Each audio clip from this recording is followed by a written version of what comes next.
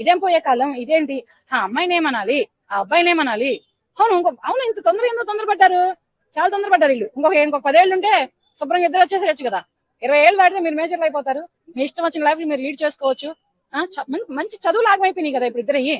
ఇప్పుడు మిమ్మల్ని చదివిస్తారా? మీ పేరెంట్స్ ఇలా చేశారని తెలిస్తే ముందు అమ్మాయి అన్ని కట్టేస్తారు, ఇంట్లో కూర్చోబెడతారు, వాడికి ఏదో కాలు కీరా వేస్తారు పోలీసులు. లేదు తల్లిదండ్రుల మిస్టేక్ కాదు, కానీ వీళ్ళ అవేర్నెస్ లేదు.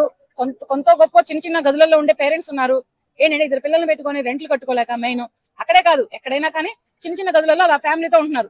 ఇక్కడ ఏంటంటే ఈ గ్యాప్ లో ఏమైనా జరగచ్చు. ఈ పేరెంట్స్ మధ్యలో జరిగే సంభాషణలే కానీ సన్నివేశాలే కానీ వీళ్ళు ఏమైనా చూడొచ్చు. ఇది ఎలా ఉంటుందో ఒకసారి చూద్దాం అనే ఒక ఆలోచనతో కూడా వచ్చి ఉండొచ్చు ఇక్కడికి ఇంత దూరం వరకు. కానీ ఇది మాత్రం చాలా తప్పు. ఏం తెలుసని వచ్చారు, ఏం చేద్దామని వచ్చారు వీళ్ళు. ఇదొకటి. మొన్న కూడా ఇక్కడెక్కడ ఒక 14